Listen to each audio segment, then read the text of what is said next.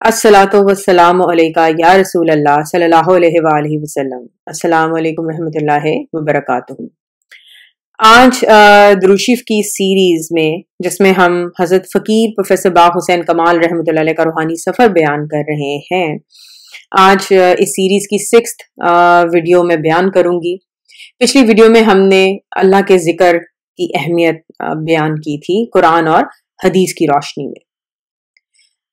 हज़रत फ़कीर प्रोफेसर बाग़ हुसैन कमाल कहते हैं कि इबादत का मकसद ये है कि इंसान का दिल किसी लम्हा भी अल्लाह ताला की याद से गाफिल ना होने पाए और इस याद इलाही को हमेशा के लिए दिल में कायम करने के लिए ही सूफिया इकराम रहमतुल्लाह अलैह कल्ब यानी दिल और सीने में चंद दूसरे मुकामात जिन्हें तसव्वुफ की ज़बान में लताइफ कहा जाता है उन पर तसव्वुर जमा कर इसमें ज़ात यानी अल्लाह की ज़रबात इख्तियार करते और सालकीन यानी मुरीदों के दिलों और दीगर मुकामात पर अपनी रूहानी तवज्जो करते हैं।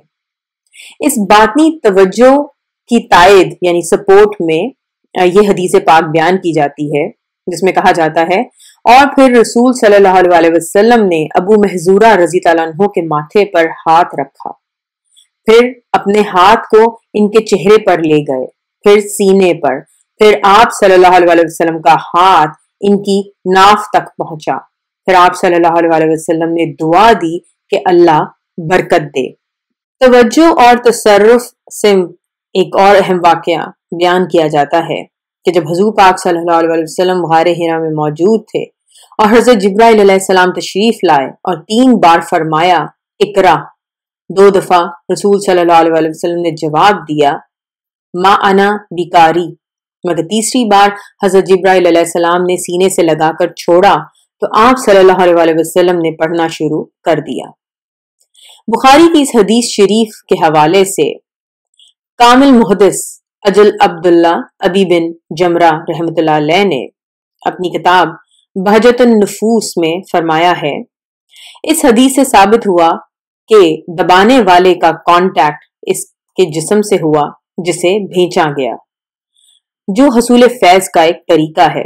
तो इसके जिस्म के कांटेक्ट से बातिन में एक कुव्वत नौरानिया पैदा हो जाती है और इस कुव्वत से दूसरा शख्स इस बोझ को उठाने के काबिल हो जाता है। चुनाचा जब जिस्म जिब्राइल अलैहिस्सलाम का हुजूर पाक सल्लल्लाहु अलैहि वसल्लम की ज़ात अक़दस से मत्सल हुआ तो इसमें वो कैफियत नौरानिया पैदा कर दी गई जिसका हमने जिक्र किया है। मजीद ये कि फरिश्ते की आवाज सुनी जो इससे पहले ना सुनी थी और सूफिया ने भी यही तरीका अपनाया है। हजरत अबी बिन काब रज़ी अल्लाह अन्हु का वाकया उनकी ज़बानी है। आप कहते हैं कि इस्लाम से नफरत ज़माने जहलियत से भी ज्यादा मेरे दिल में मौजूद थी। जब रसूल सल्लल्लाहु अलैहि वसल्लम ने मुझे देखा तो मेरे सीने पे हाथ मारा तो मैं पसीना पसीना हो गया। हालत ये हो गई कि गोया मैं अपने रब को देख रहा हूँ।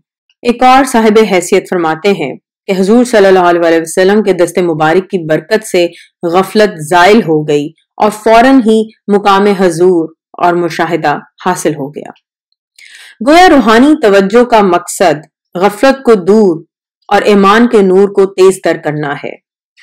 नेज हजरत काब रज़ी अल्लाह अन्हु के वाक़े से ये भी साबित हुआ कि तवज्जो इंकशाफ का बाइस भी बन सकती है। साल साल के मुजाहिदात और रियाजत से इतना फायदा नहीं होता जो किसी मर्द कामिल की थोड़ी सी तवज्जो से हासिल हो जाता है, और ये कि शेख कामिल की तवज्जो के बगैर महज मुजाहिदात यानी चिल्लों से रूहानी मनाजिल तय नहीं हो सकती, क्योंकि रूहानियत और तसव्वुफ एक इंस्पिरेशनल और इनकासी अमल है। इंसानी जिंदगी जिस्म और रूह का कॉम्बिनेशन है। जिस तरह हमारे ज़ाहरी जिस्म को सेंसेस के हवाले से मुख्तलिफ ऑर्गन्स दिए जाते हैं, जैसे हमारे पास कान है, आंख, नाक, जबान और छूने की कुव्वत हमारे पास है, इसी तरह रूह के सेंसेस को लताइफ़े कल्बी, रूही, सर्री, खफी और अख्फी से लिंक किया जाता है। इन सब का महल सीना है। यूं समझ लीजिए कि सीने में 5 شیشے ہیں جو ہماری غفلت اور گناہ کے نتیجے میں زنگ آلود ہو جاتے ہیں۔ ان لطائف کو منور کرنے کی واحد دوا اللہ کا ذکر ہے۔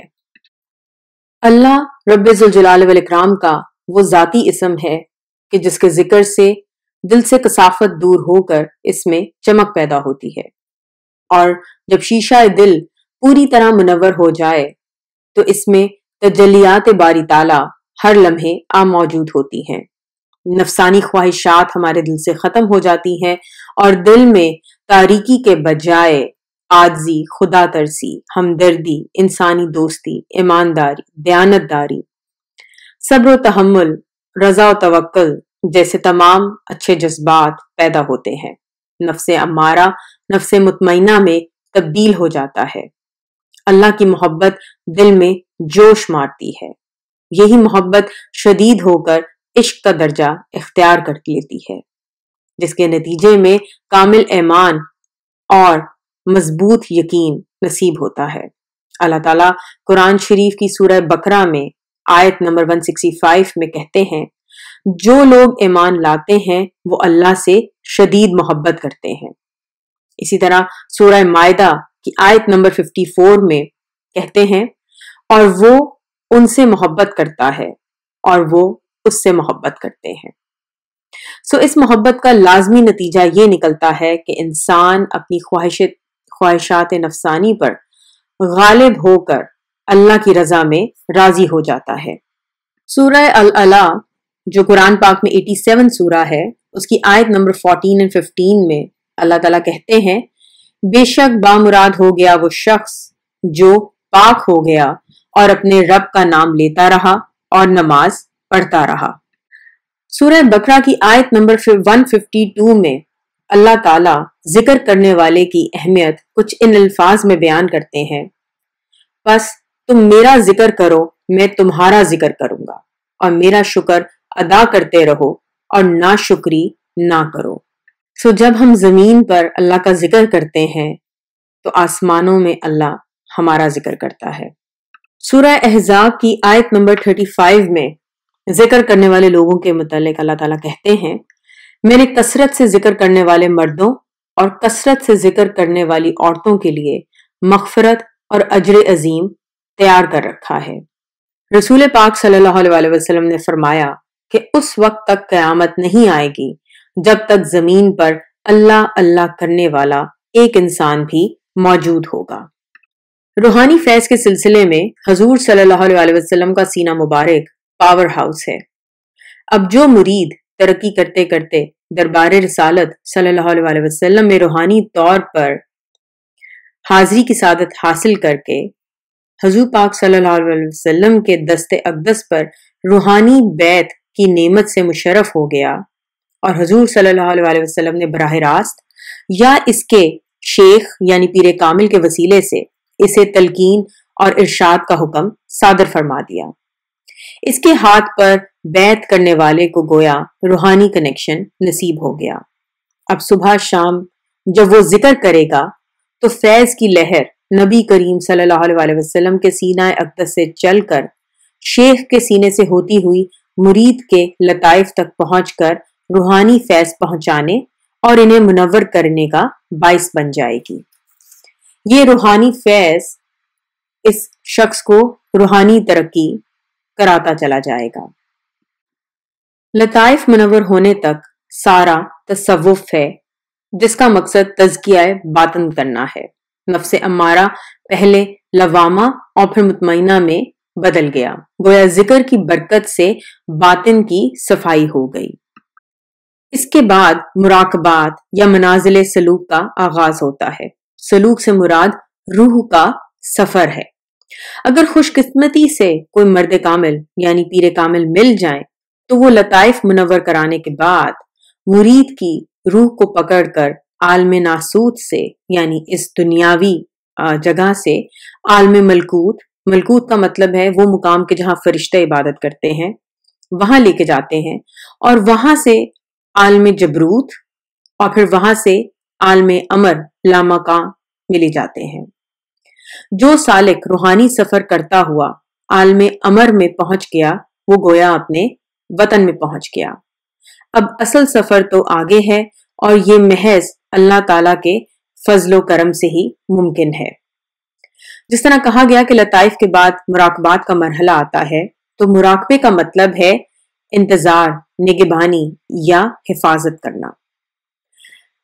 صوفیزم میں اس کا مطلب یہ ہے کہ قرآن کریم کی کسی آیت کریمہ یا کسی حدیث شریف کے مفہوم میں اس قدر تصور اور غور و فکر کرنا کہ دل میں وہ کیفیت اس طرح سے پیدا ہو کہ دل میں کوئی دوسرا خیال نہ آ پائے۔